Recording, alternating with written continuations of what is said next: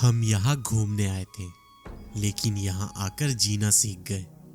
Minus temperature, ठंडी हवा और लंबी खामोश सड़कें।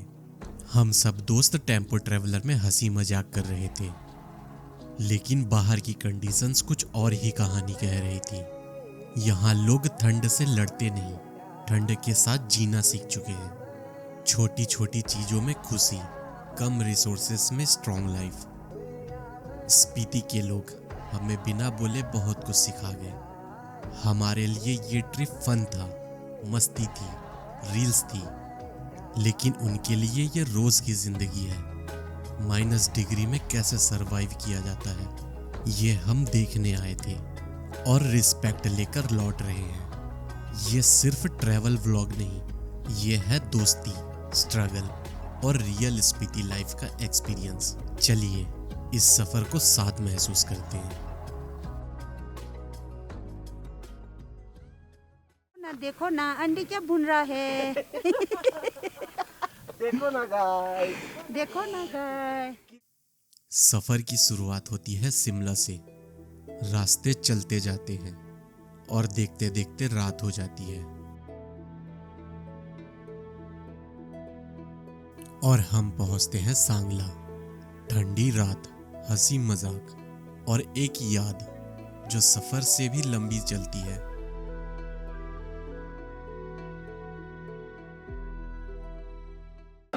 हाय मैं हूँ स्पीति में और ये है क्या है? क्या बोलते हैं? चढ़ गई है सलांग सांगला सांगला सांगला सांगला चांगला। सांगला सांगला में सब चांगला और अभी मुझे चांगला चढ़ गई है। सुबह का पहला उजाला जब पहाड़ों पर उतरता है, सांगला धीरे धीरे सांस लेना शुरू करता है।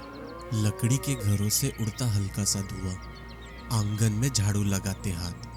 गांव जाग रहा होता है बिना किसी शोर के।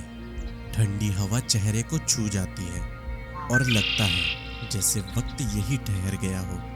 सांगला की सुबह सिर्फ एक दिन की शुरुआत नहीं, ये एक सीधा सा सच्चा सा पहाड़ी जीवन है। जम गया रे।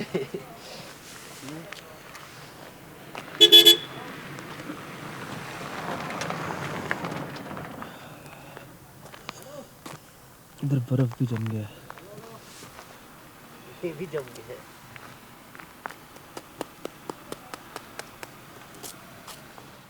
18, 19, 20 तक गया। 20 तक तो फिर जम जाता होगा सब पानी। हाँ जी, पाइप जम जाता है।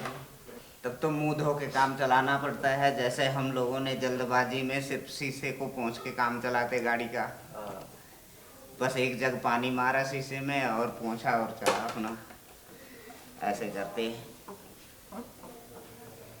जितना गर्म पानी आया उसको फिर बाद में वो यूज किए तो फिर क्या कर सकती हो? कंप्लीट करके आए ना। तो मजबूरी में नहाए हो आप, है ना?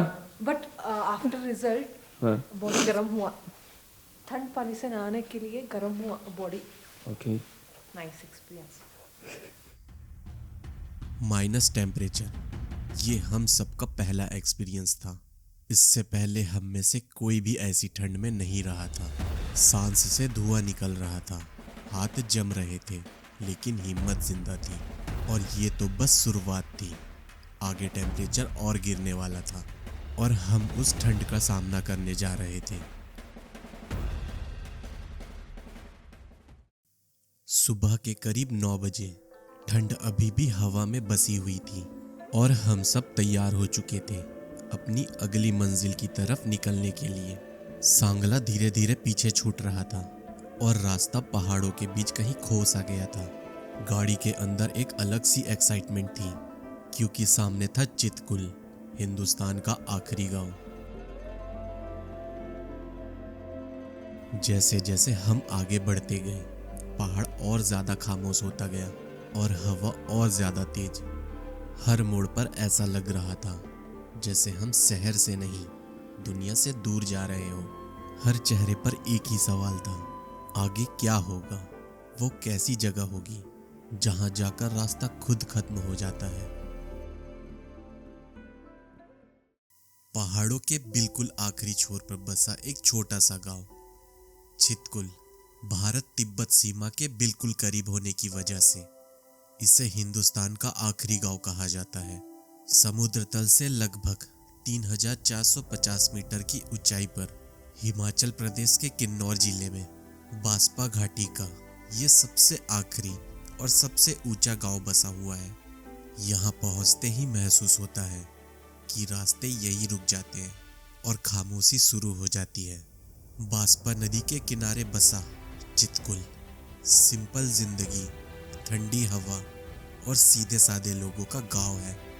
यहाँ वक्त तेज नहीं दौड़ता बल्कि धीरे चलना सिखाता है और इसी गांव में मिलता है हिंदुस्तान का आखिरी ढाबा।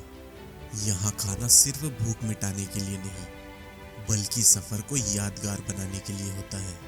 बाहर बर्फीली हवा, अंदर गर्म खाना और सामने खड़े खामोश पहाड़। चितकुल से निकलकर हम चल पड़ते हैं आगे खाप संगम की तरफ। रास्ते धीरे धीरे और ज्यादा खाली और पहाड़ और ज्यादा खामोश हो जाते हैं।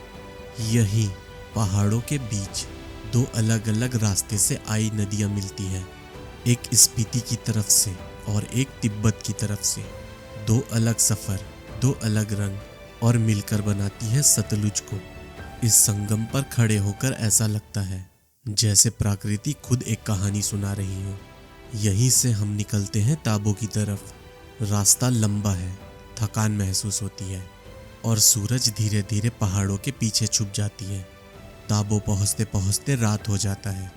ठंडी हवा, अंधेरा और मन में एक अजीब सा सुकून। पर यह सफर यहीं खत्म नहीं होता। आगे जो है वो स्पीति की असली पहचान है। उस कहानी के लिए अगला पार्ट जरूर देखना।